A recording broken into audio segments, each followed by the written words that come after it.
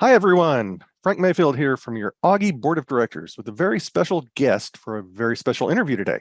I'm happy to say that our guest is the one and only Lynn Allen. Lynn, welcome and thanks for joining me. Thank you. Thanks for inviting me. You're so welcome. So, what makes this interview so special? Well, obviously, just having Lynn here would do that. But there's another reason. You see, we're celebrating the 20th anniversary of our monthly magazine, AUGI World, which first hit the press way back in September of 2002. Now, that very first issue featured our then president, Yoshi Honda, and then Lynn graced the cover of our next issue as she was the subject of a terrific interview. So, your AUGI board thought would celebrate this big date in AUGI history by inviting Lynn back and reprising that very first interview for our October 2022 issue. And that's going to be published exactly 20 years later. So Lynn, do you remember doing that first interview? And if so, do you remember who did it? Good question. So that was a long time ago. That was 20 years ago. Indeed. I do remember doing the interview.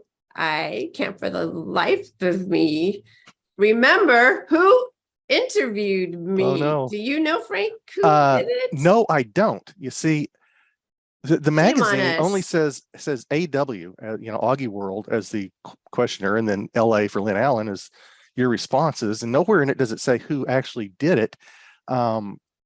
Maybe someone will listen to this. I'm hoping so. Interview and come up with the answer, because now I'm dying to know. I'm curious. I did go back and read it, and I could not remember. It was great, wasn't it? Yeah, it's a mystery. But I do know that back then I was very flattered to be invited to participate in that, and I was so excited when I saw I was on the cover girl of AUGI World. You look great. Pretty exciting, and I'm excited. I'm flattered as well today to be invited to participate 20 years later. I know, hard to believe. Isn't it crazy, hard to believe? Isn't it? Back to who did it. We still have people in the organization that were there and still active now. And I asked what I would call our resident historian, and he can't remember either. He was like, well, it must have been one of 2 or 3 people. I was like, well, I don't, if Lynn says one of those words, that'll be great. But it could have been John Clausen. Maybe it was John Clausen. It could have been John. If you're listening, if it was you, let us know. We'll have to ping him and ask otherwise, it will just remain a mystery, I guess. Whoever it was, I thought they did a really good job. Just like you're doing a great job, Frank. Well, I'm trying. It's my wheelhouse is a little bit more mouse clicks and picks and drawing things, but we're giving it our best shot here today. So, moving on. So, I know most of our readers and viewers have known you over the years as being the face of AutoCAD, but your life and your career took a bit of a left turn a few years ago, and now you're no longer with Autodesk. So, will you tell our members what you've been up to since you left Autodesk? Sure. It took like a big left turn. It was a big left. Right? Yeah.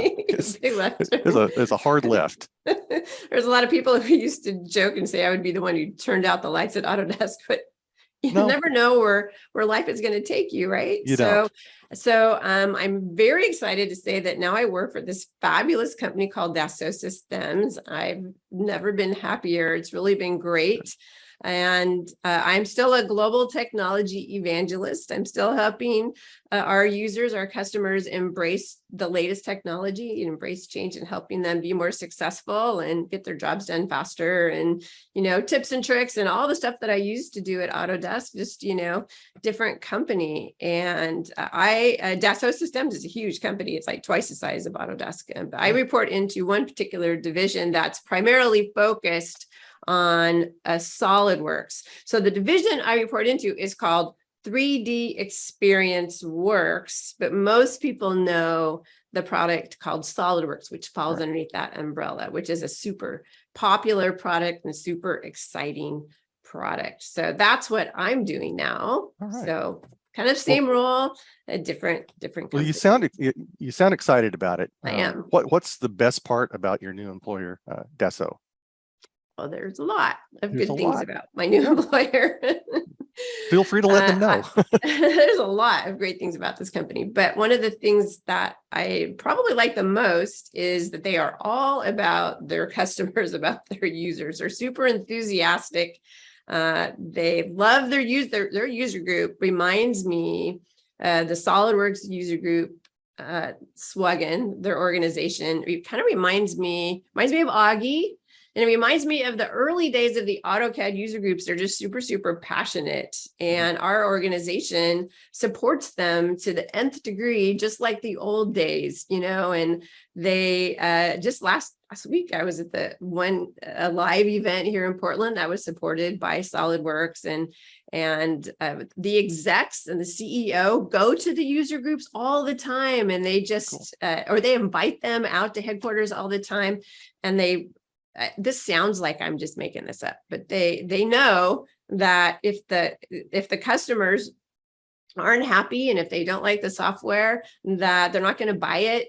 And they really put so much focus on keeping the customers happy and making sure that the software does what it's supposed to do to make them happy. They used to take the wish list, but AUGI has this great wish list, right, that they do, and they would take it on the main stage at their equivalent of Autodesk University and read down that list. And then they would have the developers talk about it and has it been employed and we're going to put it in the product. They're like all about the customers. And that makes me super, super happy. And so are you. So that sounds like a perfect fit so you for can see we're like we jive. We absolutely jive on all of that. That's terrific. So, a lot of our members, they may not be familiar with Dassault. You've mentioned a couple of their product names already. Can you share with us some of the other design software titles that come to us from Dassault? Sure, absolutely. Yeah. So the one that got them started and put them on the map was one called CATIA, which is a 3D solid modeling solution, really high end. And it's used by like the big aerospace companies, big car companies, like Boeing, for example. And it's like the Rolls Royce of CAD, where you could, in this, with Boeing, where they can design their airplanes and simulate the airplanes and do all of that. And, and Dassault Systems will customize it specifically for them to help them make sure they can get their jobs done. It's a very high end. And then SolidWorks, it's, it's for the smaller companies. It certainly isn't as expensive. And it's the most popular 3D solid modeling product out there. And we have a lot of really, really popular, like I said, really happy users out there that use the product. And then there is, we have simulation products, and we have PLM products. And then we also have a 2D CAD product called DraftSight. That's very similar to AutoCAD, and it's very, very popular. Millions of people have downloaded and used that product. So same kind of, very similar trajectory as what you see in the land of Autodesk. Now, the products that I work with tend to fall more into the mechanical space, but they're used in all the different industries. You'll find them in AEC, you'll find them in, hospitality, you'll find them in healthcare, you'll find them in, all things, automobiles, trains, cars, and so on and so forth, engines, anywhere where you see something, you look around the room, anything that you see that's mechanical, more than likely our company's touched it in some way, shape, or form. Cool. So one word popped out at me there, and that was DraftSight.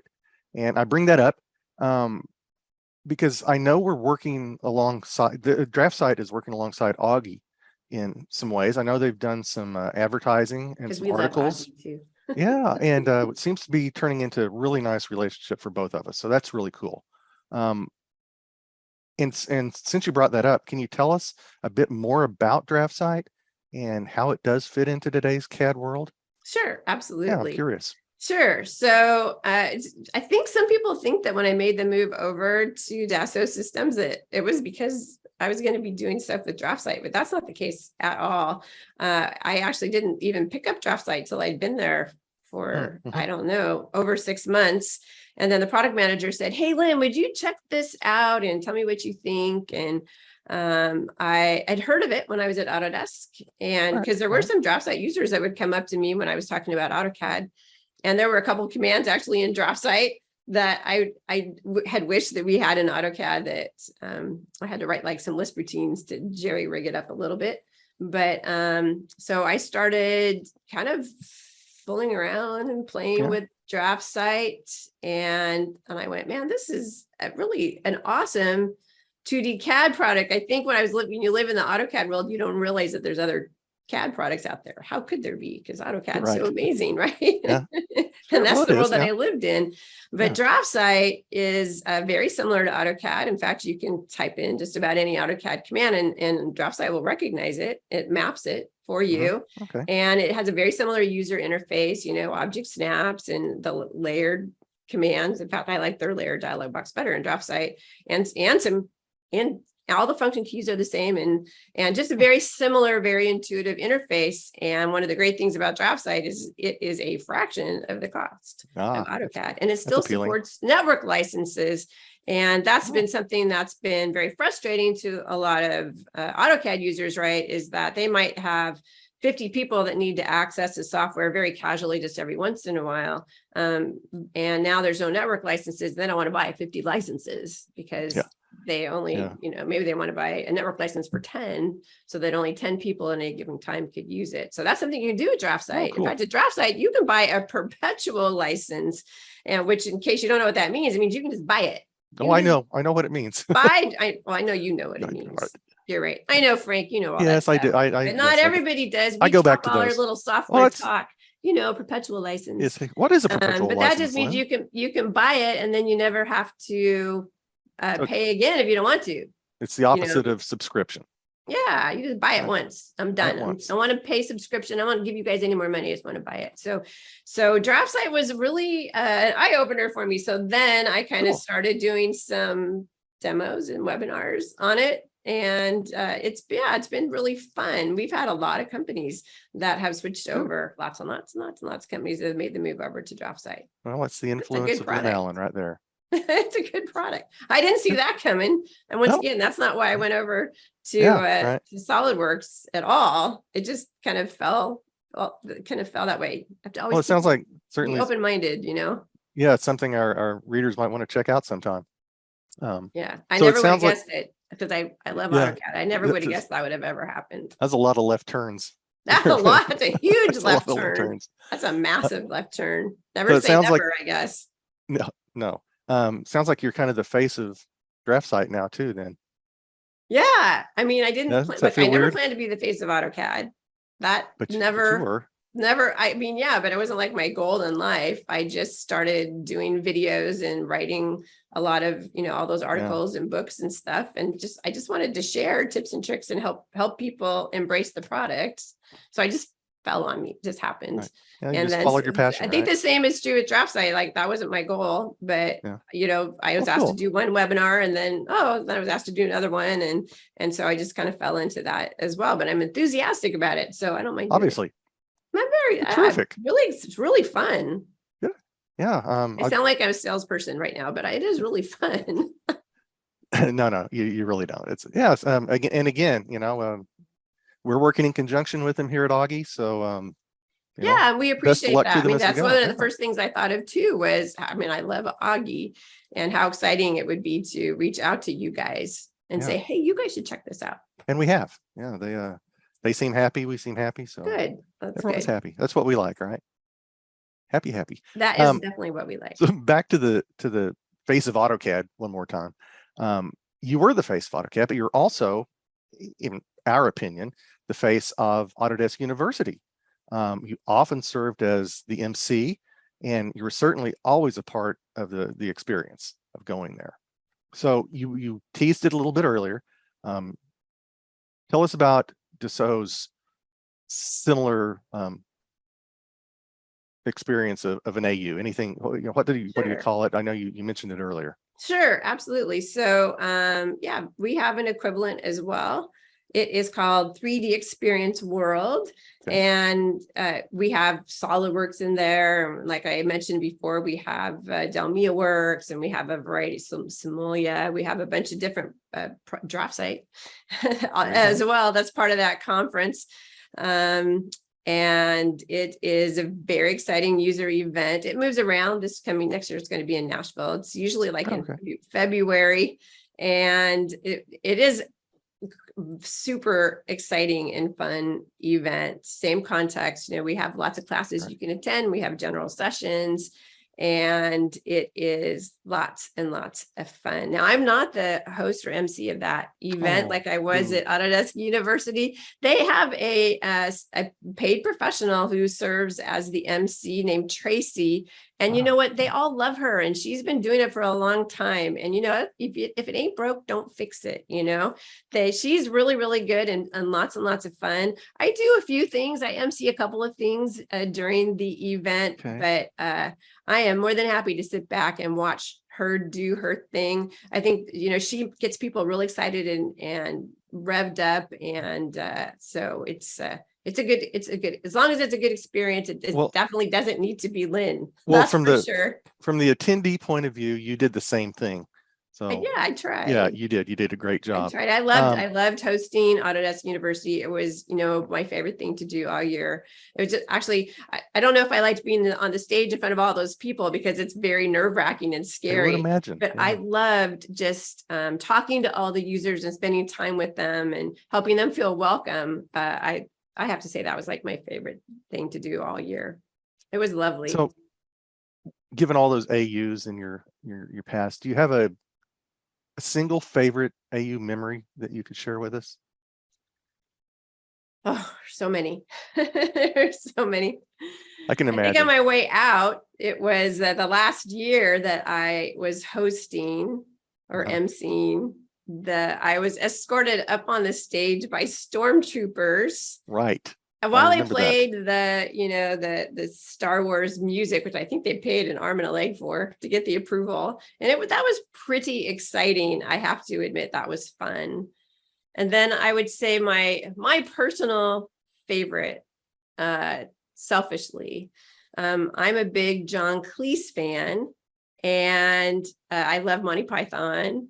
I loved Monty Python on the Holy Grail. It was one of my favorite movies. And we were able to get him to be part of our party that one year. And I got to share the stage with him. I got to do a whole thing on spam and talk about Monty Python and the Holy Grail and do the coconuts and with him. And it was just so much fun. Personally, it was what a thrill for me to be able to share the stage with one of my idols. That was exciting. That would be cool. It was very exciting. Cool. So if I recall, I was looking at this for some reason the other day.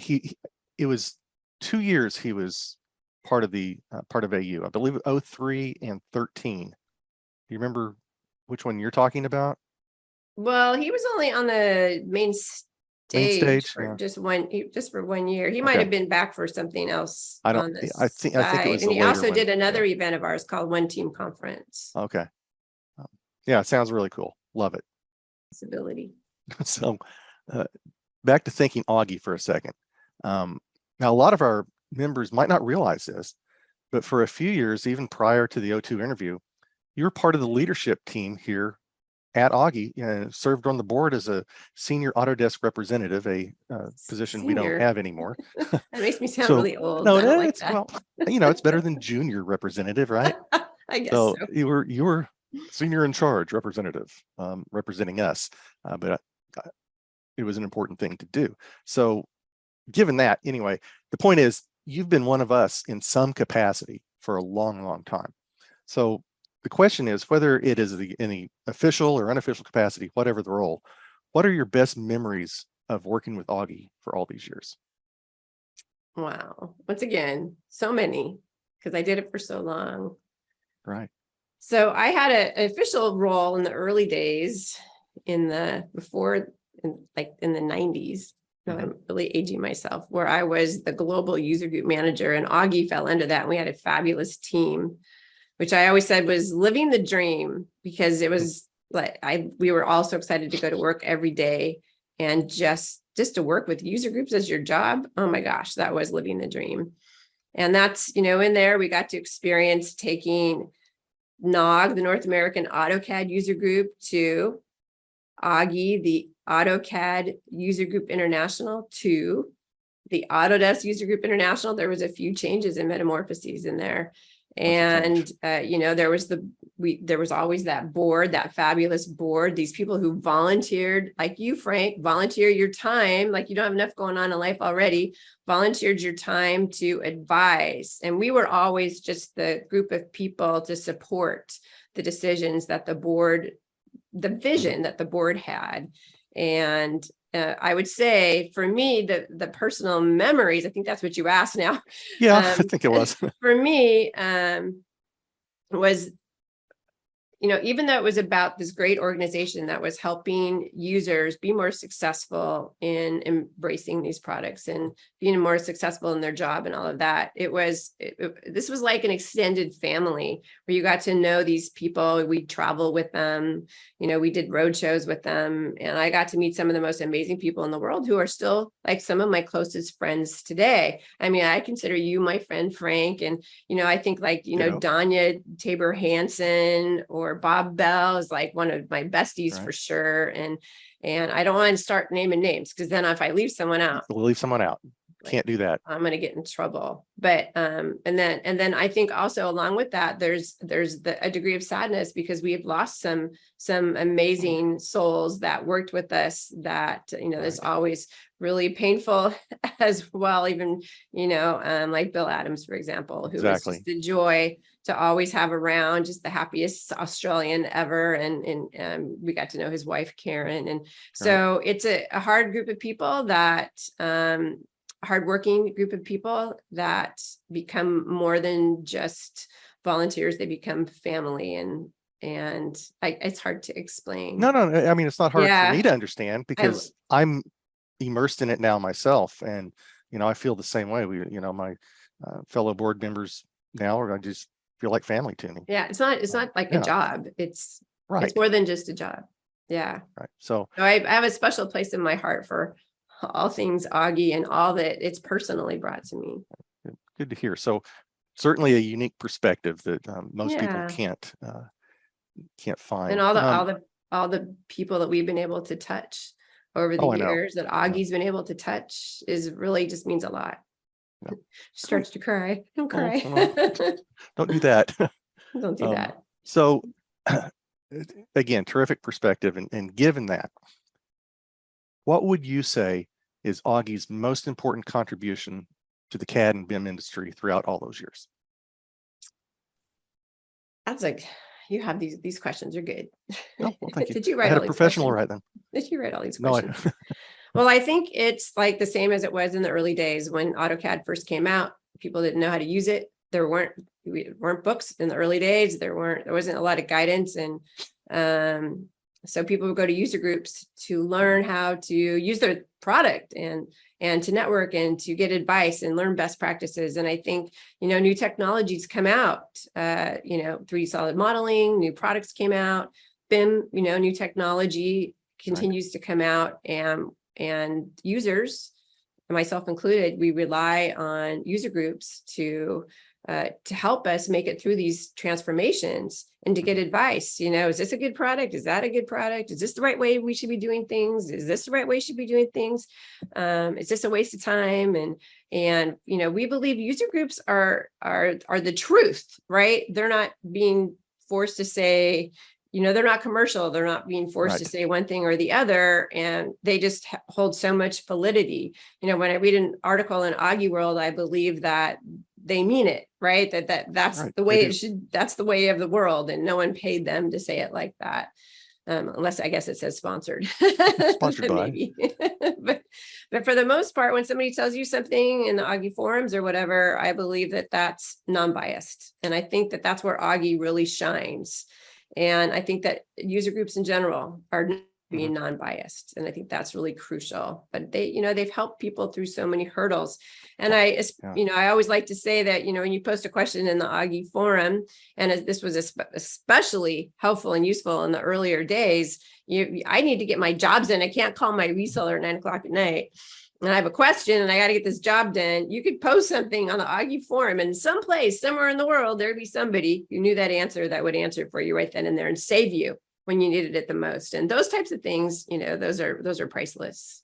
Yeah, we like those stories. All right, terrific. So moving back to that first issue again, in that very first interview back in 2002, you told us, I love this, you told us a great story about an embarrassing incident where you used a foreign phrase that didn't quite translate the way you thought it did. I'm not going to spoiler alert our audience here. Yeah, you guys will have to read I'm not going that to tell you first about one that. to hear that story. Are there any other such unforgettable moments in the 20 years since that you could share with us? Yeah. Yeah, That was probably the highlight. That was it. I was really well known for a story which has been known as the Lynn Allen cell phone story, which I'm not going to get into now because of time. But you can, it's on, somebody once recorded me telling the story. It got to be like this running joke wherever I went. It would be, Lynn, tell the cell phone story. Lynn, tell the cell phone story. Okay. So if you just Google Lynn Allen cell phone YouTube, it'll pop up. But have you heard that story? I have not, but it's a very funny story. Yeah, you'll notice a lot of hits going up as soon as it is a the very magazine funny and the video story. post. And maybe if you do another, if we ever do another interview, maybe I'll tell you when we have more time. But I was thinking at AU. Okay. There was a couple of funny things that happened. I remember some people get really enthusiastic about wanting to talk to you. You probably felt that yourself if you taught a class that users sometimes they want to come and ask you questions, and there's a lot going on. And sometimes my schedule was really packed and I didn't have time to talk to everybody. I had to go from A to B and B to C and C to D. And I remember one time this guy was so enthusiastic. He just had to ask me some question about something. And he followed me right into the ladies' room. Oh. I remember turning around and going, excuse me, you're going to have to wait. That is funny. And anyway, he was pretty embarrassed, but it was pretty funny. So that just shows the enthusiasm. There you go. of our users. Right. That was kind of, I just always thought that was kind of amusing. And then I would say, I remember one of my most embarrassing or totally taken off guard moments at Autodesk University was, I mentioned John Cleese earlier. Right. Now you should know that John Cleese on stage friendly, off stage like crickets. He's not rude. He just doesn't give you the time of day. So he's not Mr. Friendly. We weren't like sharing coffee and chatting off stage. Okay. So he went to his green room and I didn't see him. So we were on stage in the beginning for a little bit, setting the stage for Monty Python and the Holy Grail. And then he answered a few questions, and then we came back after the movie. And he was on fire after the movie. And I don't know if you know this, that Monty Python and the Holy Grail was not really popular when it first kicked off. And so he had never actually really seen it in a movie theater setting, let alone at having 5,000 people watching the movie at the same time. That was a very big high for him. Cool. All with coconuts. We passed out coconuts. Yeah, right. He was like, a lot of people knew the words by heart. So he could hear them. It was like Rocky Horror Picture Show kind of time, so he could hear people in the green room yelling out the words. So it was he was on a high from watching that, experiencing this. So he comes on the stage. Cool. He is on a high when he comes back on that stage. And we're up there. We did answer a few more questions, and he was pretty entertaining.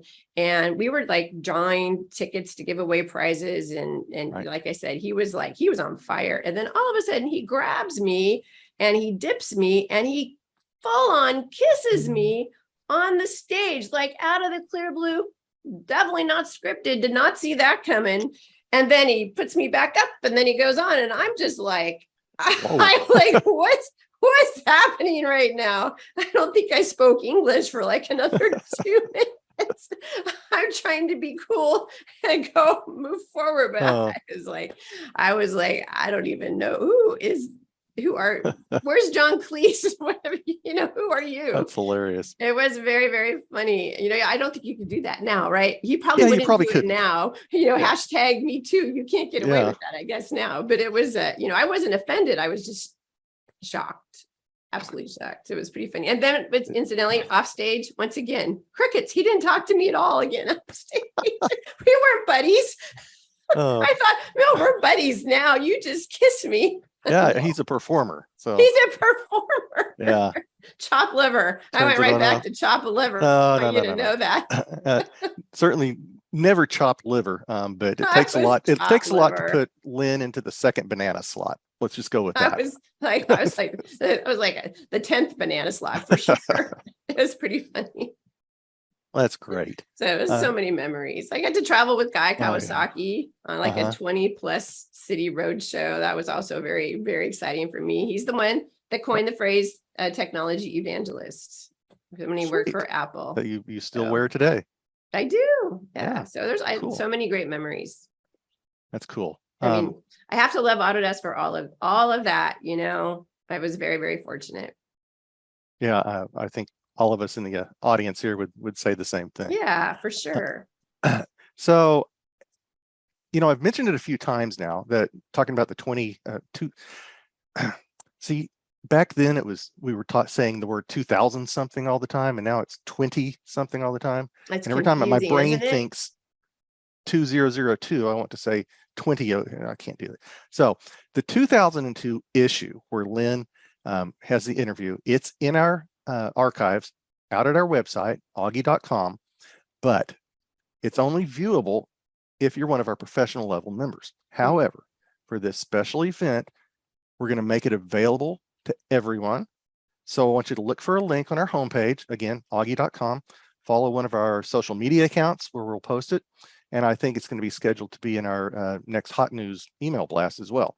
Yeah, good. Yeah, so you can read about that embarrassing incident. Absolutely, I think people will want to, because not only is not only is that interview a must read, but you know, all the other articles are as well. And if you weren't around in those days, it'll kind of give you a good insight into what the CAD world was like back then. And the ads, right? The advertisements. Yeah, personally for me, it's the ads that I get such a kick out of. So, I mean, for instance, you know, I had no idea how badly I needed to get a 16 button puck for my digitizer. Right. So, but the stuff like that's in there. Popular, and people knew what every single button did on those 16 buttons. And the 16. So anyway, speaking of all that state of the art, I remember one company Lynn, had 32 buttons. How have you seen users change in the last 20 years? Buttons. And but yeah, where do you see them headed? in the day had 8, but the rich kids had 16. So many good. 8's plenty. 8's plenty. Absolutely. Well, user groups, they've definitely morphed. That's for sure. That's true. I mean, you know, I feel like many people thought that user groups would go by the wayside with the internet and with YouTube and with Google, because now you can find all this information online. Who needs user groups anymore? But they haven't, because there's still that networking aspect of it, and this wanting to be with other people who do what you do all day, and to wanting just to get together and discuss things. And so I feel like in some cases, maybe they've waned a little bit, the face-to-face ones maybe, but in some cases I would say that they have not. It sounds like they're making a comeback over at Dassault.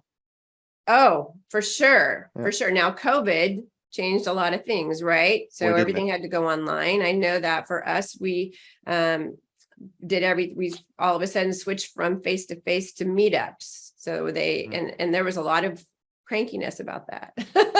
People were like, what? Virtual user groups? That'll never work. Which is funny, because that's kind of what AUGI's, so much of what AUGI's based on in a way. So I think that while the land of the internet, you know, I have to remember, for all you youngins out there was a time when there was no internet. If you can imagine, people actually did have to meet face to face. And as, like I said, YouTube and being able to Google and get answers other ways have come to pass, even though that all exists, I think that people still want to get together. And I think that that's just going to get stronger and stronger. So Great. How's it going to look in the future? I think there still will be, I think there'll be AUGI. I think that there will be virtual user groups. I think there'll be people that want to meet online. And then I think there's going to be the people that want to get together and see each other and talk to each other. Like I said, I just went to one in Portland. I live in Portland, Oregon, everybody. And I just went to a super fun and fabulous user group meeting in Portland, Oregon. It was great. Cool. So cool. Moving on. So what do you, this might be a softball for you. I hope it is. What do you consider I to like be, softballs. Just what do you, throw all okay. softballs from now on. Well, I might do that, some of that. Certainly no hardball. In your opinion, what is the most impactful change in our industry since that first interview in the last 20 years? That's a softball. Sure it is. Don't throw me any hard balls. Oh, that's a softball question. I think, okay, I think I can do this one. Okay, good. So I'll sit back and listen. so I was one of the early champions of the cloud. And I was one of the first people out there running around doing road shows and presentations on the cloud, and why you should care about it, and why it's important, and how it's going to help you have a better CAD life, if you will, design life, talking about the advantage. People like, yeah, cloud. I get it. And I'm like, you don't really get it. You think you get it. You don't really get and understand the advantages. And I'm still preaching it. And I still don't think people fully understand that, the power of the cloud, that, the mobility aspect, the ability to, access your design data anytime, anywhere, any place, the collaboration aspect of it, being able to talk to people anywhere in the world and work with anybody anywhere in the world, truly collaborate on your designs. And then the biggest deal with the cloud, honestly, is that infinite computing power, where now you're no longer limited to whatever hardware your boss decides that you're worthy to have, but you can access those 90 million servers, which when I first started talking, it was like 10 million servers. And now it's like 90 million servers out there, and do that super computing, right? Like things like, simulation of any type, whether it's energy simulation or if it's just simulating, the integrity of a product or whatever, or rendering. Oh my gosh, rendering. We all know what it was like. That's where it started, really. All days to render would, pack a lunch. It might take you a day or a week or sometimes a month to do a really good rendering. All that can be done like that in the cloud. So, these types of things have, this has really affected us in the last few years. And now we have platforms. So I spent a lot of time talking about the 3D experience platform, where you totally immerse yourself in this world that allows you to do all this collaboration and all things cloud, and really take it to the next level. And truly this true collaborative environment. And I think that, COVID in particular has really shown you the importance of being able to work with people that are not in your office next door. They're remote. We have so many people working remote, and that's where platforms really, really show the way. So a lot of what I talk about is the 3D experience platform, which is an amazing design platform built by people who totally understand what you need to do. What you do for a living is completely focused and built around people that have to do product design and CAD and so on and so forth, mechanical, manufacturing, any of that, end to end. Well, now I sound salesy, but sorry, but that's what I. That's okay. I mean, because that's kind of how I feel. That's been a big change in the last few years. And I was sitting here thinking, oh, wait a second, what if she doesn't go where I think she's going to? But you hit the ball out of the park, because I thought, Lynn it will be the cloud. So let's just go with that. And I'm so a big congratulations, fan of home run. I love talking about it.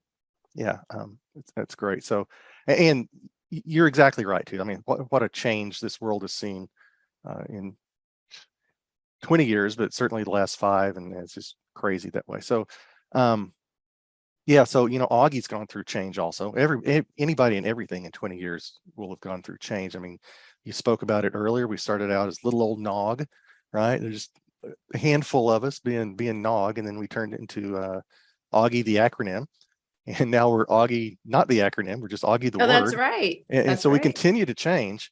And like 4 name changes. We're changing in the background as we speak right now. You're changing, and you're helping other people change too, though.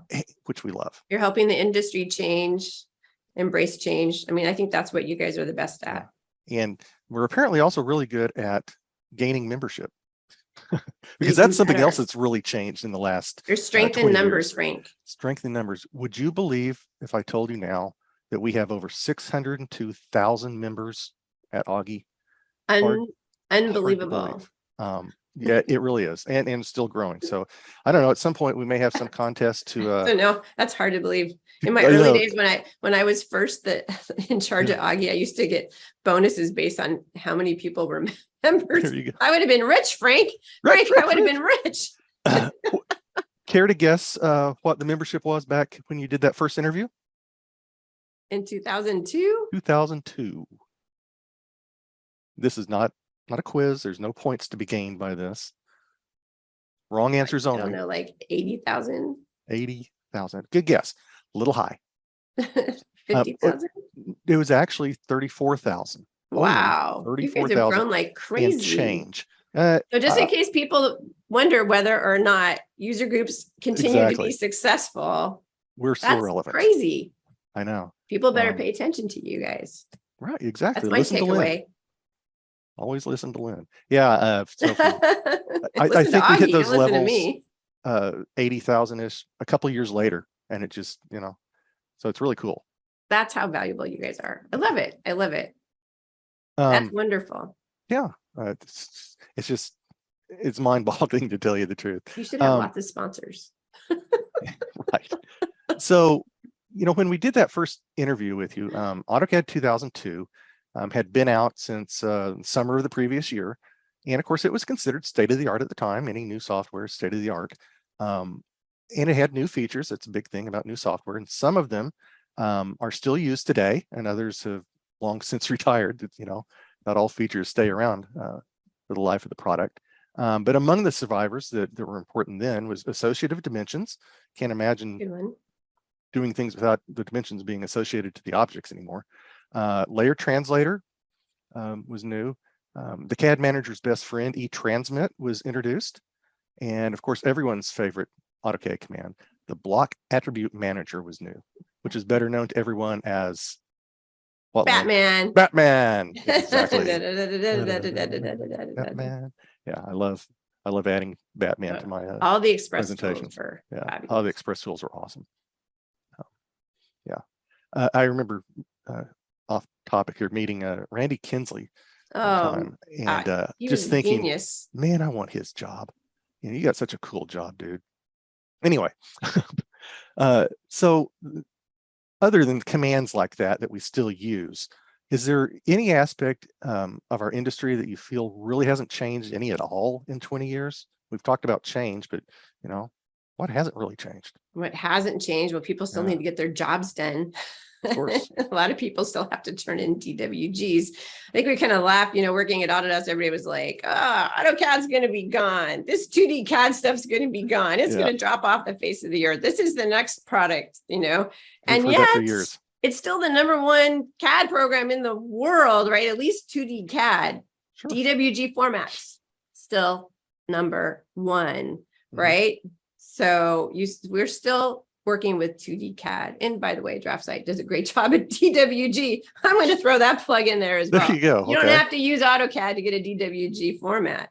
But it's just that, we're still drawing lines, arcs, and circles. Right. We're still doing a lot in 2D, whether we like it or not. So the world did not go completely to 3D. We can't just turn in a 3D drawing of our building. Wouldn't that be great if we could? We still have to turn in those flat 2D construction documents. And the same is true in the mechanical space as well, in many cases, not all cases, but someday maybe it won't be like that. So that part hasn't changed. All right. Is that a good enough answer? That's good enough. Absolutely. Yeah. We still have to deal with people. People haven't changed. No, people haven't changed much. I like the take on the 2D CAD. I've heard that for years also, that there will be no drawing files anymore, and then you won't have any need for 2D draft. Well, it's still here. It'll be here maybe someday. I guess we'll see.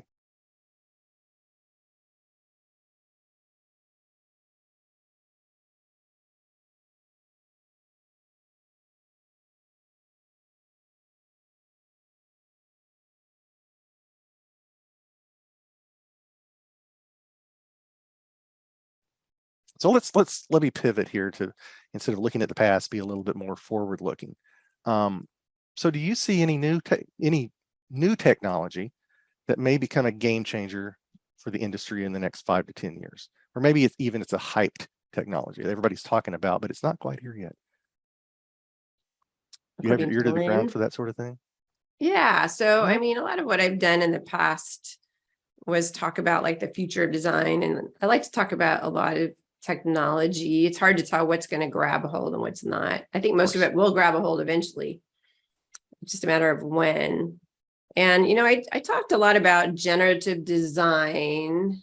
I talked a lot about artificial intelligence, machine learning, but I think just in general, our software just getting smarter and smarter, getting more artificial intelligence.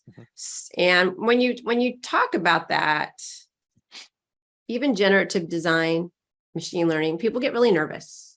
Like we're going to start to lose our jobs. The machines are going to get so smart. Our software is going to get too smart. It's not going to need us anymore, which is like the most ridiculous thing ever. There are certain things that we do every day let's just take CAD, that we do every day in our CAD lives that is boring and tedious. And what if the software was smart enough to watch what you did every day and go, I could do that for you, Lynn. Something even as simple as every time you dimension, Lynn, I notice you like to dimension like this. How about if I just do that for you? Do you think I would say, oh no, I prefer to do all of my dimensions myself? You're all about the picks and clicks, right? So I know what the answer is. I love doing that because I would never say that. I would go, please. But you can see more and more software getting smarter and smarter. Some software that does like auto routing. It followed what you did. It pays attention to what you're doing and it will do some auto routing for you. I'm not saying you shouldn't go back and check it. You might want to do a little look-see. But you look at generative design, right? Where you have a situation where I have to come up with this, this particular type of model, and these are the parameters. And I have some ideas in my mind, but let's just throw it over the wall to the computer and see what it comes up with. Now it's going to come up back with like hundreds of designs. That's time consuming for you, by the way, to look through all those designs. And you may not even go with the final design that the computer comes up with, but you might come up with some great alternative ideas that you never thought about. And that's what I really do like about it, that little out of the box thinking. And we tend to be kind of closed-minded what we think about, blah, blah, blah. But what if it even just opened the door to some better design? These are the things I start to think about, doing things other ways that a computer could maybe help us with.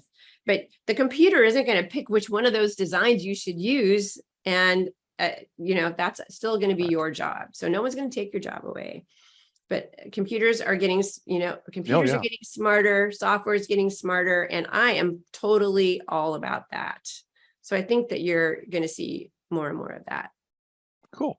All right. Moving on here. Good answer, by the way. Thanks. I was afraid it might be a little bit more hardball, but it was, as usual, softball for Lynn. Yeah.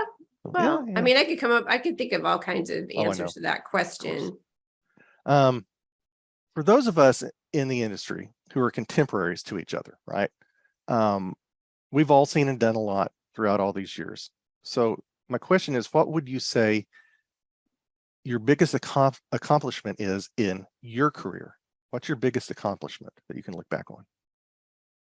Or maybe most important? My biggest accomplishment. I feel that when I first got involved, so I'm gonna pull out the female woman card here because when I first started in the industry, I was like the only woman, really, one of the only women, at least in the industry. I started teaching AutoCAD, and like every 10 classes, there'd be one woman. My classes were all men. So, and they were shocked when they walked in and they saw a female teacher, and I was really young too. So I had to totally prove myself. Thank God I knew what I was doing, because I had to really prove myself. I had more than one guy walk in and ask me to go get him some coffee because he was sure I was not the teacher. I remember those days. Yeah. But I have no ego. I was fine. I went and got him coffee.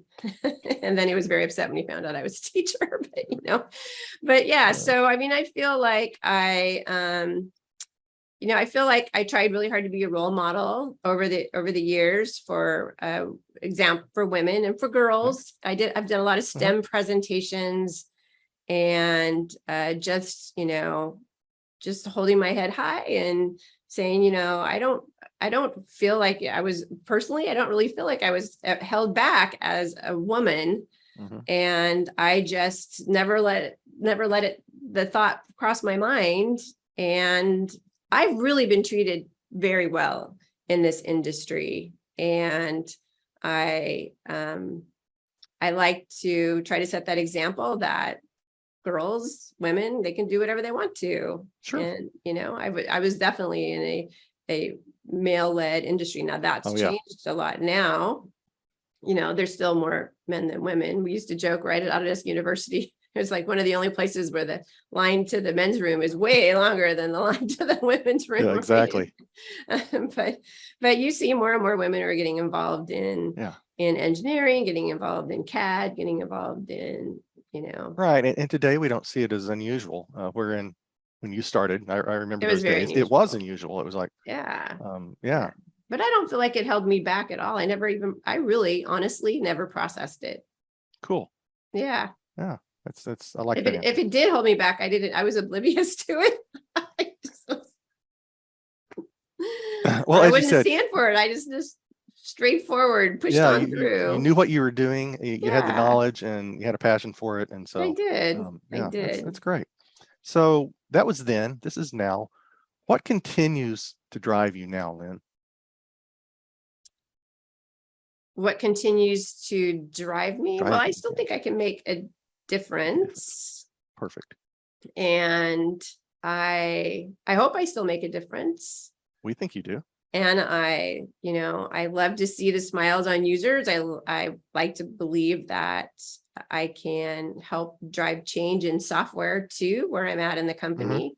I'm an executive in this company and I feel like they listen to me. If something needs to change, I feel like I'm in a place where I can make that happen.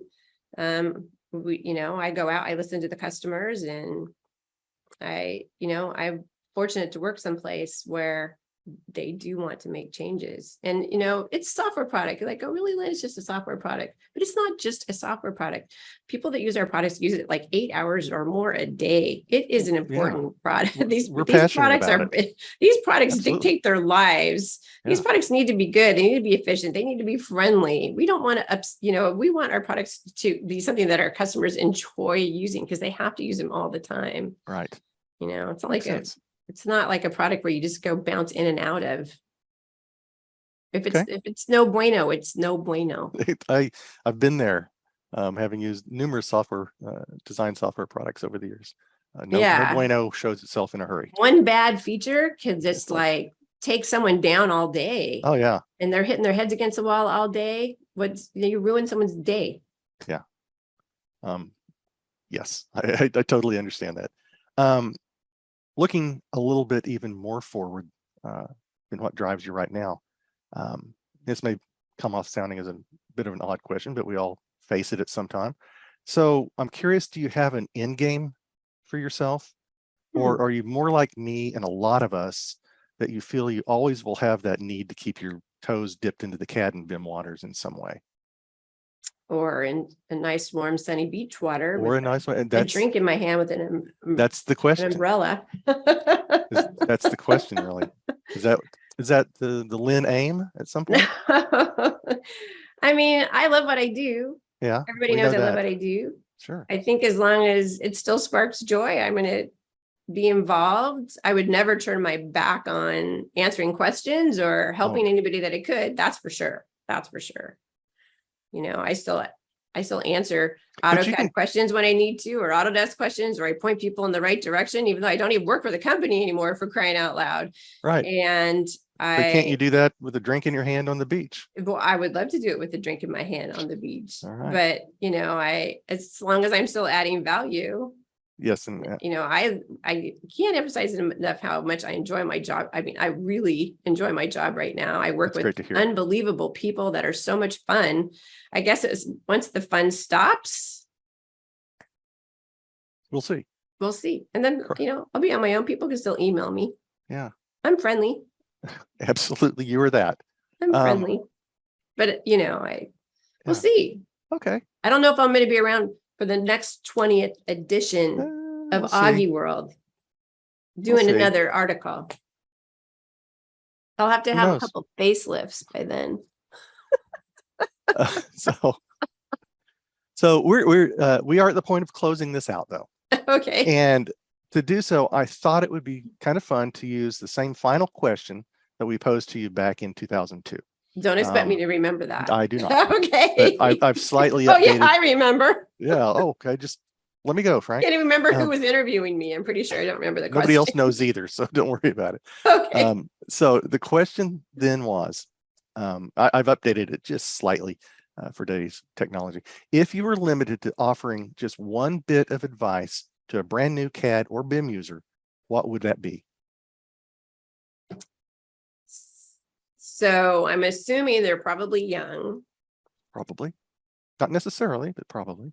but probably. Let's assume that they're like the next generation. I'm going to go Sounds with good. that. They're a next generation. So one of the things that I hear a lot from the next generation is, they're dealing with like our generation. And we got a lot of people that are entrenched in what they've been doing and happy with what they've been doing. And a lot of our generation doesn't like change, or they think they know it all, or, we know it all. We're wiser beyond our years and so on and so forth. And sometimes it's a little frustrating because the next generation, they have all these great ideas and all these things they want to change and all these things they want to do. And they just don't understand why, us baby boomers or whatever, aren't just willing to just go, okay, yeah, let's do all those things. Right. Instead, it's not uncommon for them just to get shut down. And it's very frustrating for them. So my advice would be, embrace the wisdom of your elders. Just say, oh my gosh, you guys are so wise. And that's fabulous. And when you approach them with new technology or new ideas, try to approach it in a way that would appeal to them, like the benefits, like if we bought this technology or we embrace this technology, or if you let me try this or whatever, this is going to save us this amount of time. This is going to save us this amount of money. This is going to mean you don't have to do this boring thing you do all the time. Show ways it's going to make other people's lives better. Okay.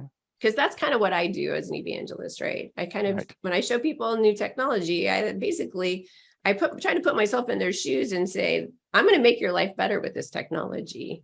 And if I can't do that, then I should not be selling that technology. And that's what you need to do when you want to walk into a new job and make big changes and you run into a wall. You got to sell it. You got to put yourself, The art of the sale. Yeah. You need to figure Somewhere. out how to phrase it in a way that they're going to want to embrace it while always acknowledging that they know best, I guess. Try not to get them to change too much at one time. Take it one step at a time. Try not to throw a whole bunch of software at them at one time or a whole lot of changes at one time. Baby steps. Also, if you throw too much at them at one time, they'll flip out. Cool. For sure. Well, especially the longer they've been entrenched in a certain product. You got to go just a little bit at a time. Right. I recall. And then you can probably, and then also once you, maybe it's just one little product you try to bring on board. And then once they go, wow, this is great. I'm so glad you introduced this to us. And that was a good idea. Then start to introduce other products. They'll believe in you. They'll trust you. And then eventually they'll go like, man, this guy's amazing, or woman or gal. Right. Yeah, is amazing. Exactly. And they'll start to trust you more. You got to earn that trust first, though. So start with something little, build that. Sounds like great advice to me. And whatever it is. And different than what you gave as an answer 20 years ago. What did I say 20 years ago? I'm not going to, that's a spoiler alert. And I'm going to invite all our readers and viewers to go out, find that article, read it for yourself. And I'm afraid to read it. I'm afraid of how much I said about that very embarrassing moment in my life. Not as much as you think. Which I still cannot go back to. I think it was in Argentina, wasn't it? I think you said it was, yeah. Just a slight I've dialect. blocked it from my mind. You can never go back to Argentina. Yeah, it was a bit of hilarity. It was hysterical. Yeah, and it was a good read. So everybody go out and find that issue from 20 years ago. But Lynn, I want to say thank you. Thank you so much You're for lending us welcome. your Thanks for valuable taking the time. time. I know the readers and viewers will enjoy this interview, hopefully for years to come, just like they did with the one in 2002. So people go out and find that link. So with that, you've already said maybe, maybe not, but what do you say we do it again in 20 years? In for our 20 40th? years, I'm sure I will look just like this. I have no doubt. Who knows what hair color I'll have in 20 years? Great. I think it'll be great. I think I can answer that. Again, Lynn, thank you so much. From all of Yeah, us here at sure. Thank AUGI. you for taking your time too, Frank. You were a This has great been awesome. interviewer. Oh. And you know what? In 20 years, I'm going to remember that you are the one who interviewed me. How's that for a deal? Sounds good. I use my name up front. So oh, well, that helps too. I can look it up. What? You made it easy on me. It's right here on my water. Well, you can't see it. Yeah, never mind. I shouldn't have done that.